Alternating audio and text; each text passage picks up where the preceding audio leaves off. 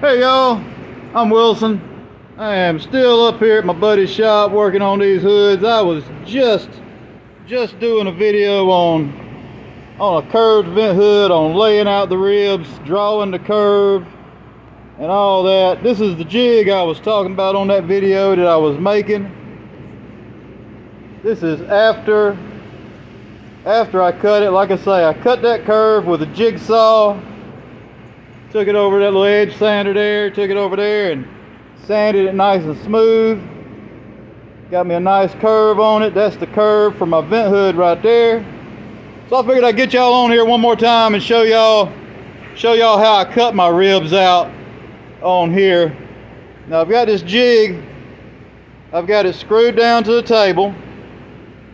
Let me put y'all back on my little custom camera stand here. I'm gonna make this real quick. Because I gotta get out of here. I'm gonna get finished up with what I'm doing. I'm gonna get on out of here. Alright, like I say, this is my jig. I just made it, got it ready. This is for my ribs. This is the plywood I'm using for my ribs. Now my jig, I've got a lip nailed on here and a lip nailed on there. That's the height they need to be. I've got it made so my plywood will slip right down into that lip.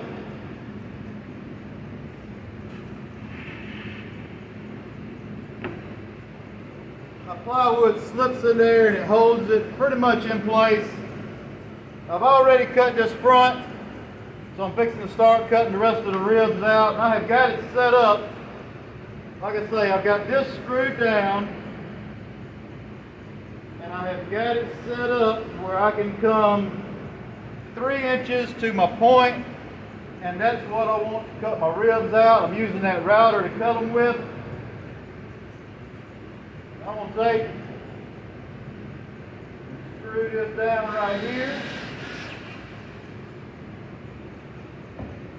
Just going to tack it down with that one screw so that router don't grab it and try to snatch it out of there.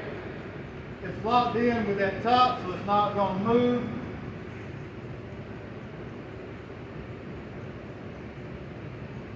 Had to make sure there, but it's locked in at the top. It's not going to move. So that's what I'm going to do. I'm going to take that router and route it off.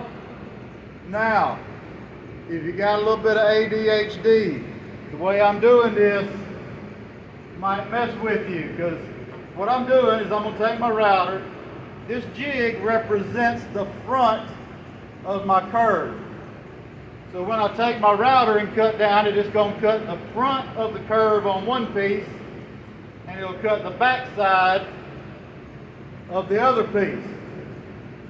Your thickness is not going to be consistent coming around that curve.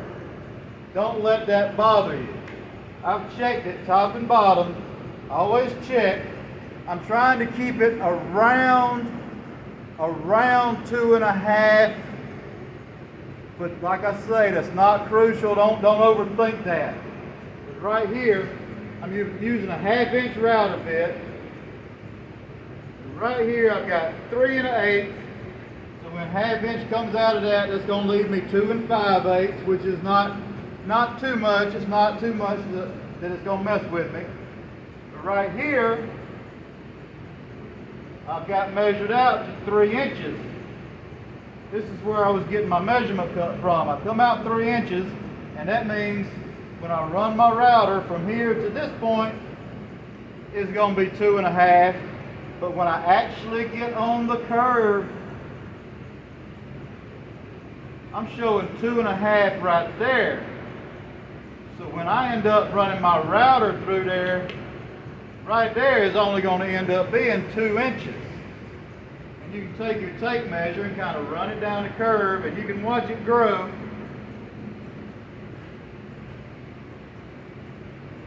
So when you're dealing with that, the back side of your pieces are not going to be a consistent thickness. Don't let that concern you. It's too much to think about, too much to worry about. It's not hurting a damn thing. Woo, I'm still pouring sweat over here. Alright, anyway, that's that. The way I'm cutting it, I just got me a 1/2 inch router bit, got the little bearing on it. I gotta keep an eye on this because This bit is not in the best shape here. That router bearing feels a little loose.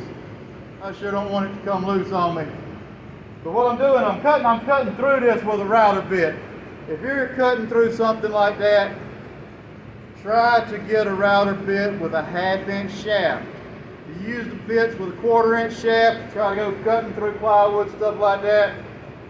A lot of times it can heat up, you can end up breaking that shaft. Get you a good 1/2 inch shaft if you're doing something like this.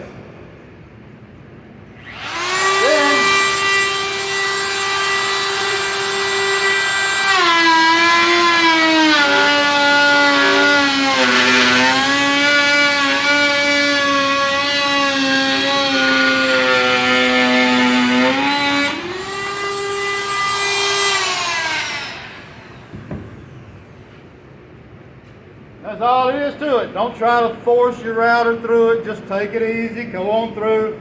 You ain't got to run a race with it. Just ease it on through there. And you can see what I was talking about. That's the bottom right there. And you can see how it gets thicker as it goes up. It's just the way it does when it's riding that curve like that. Don't let it worry you. It's not going to bother anything at all.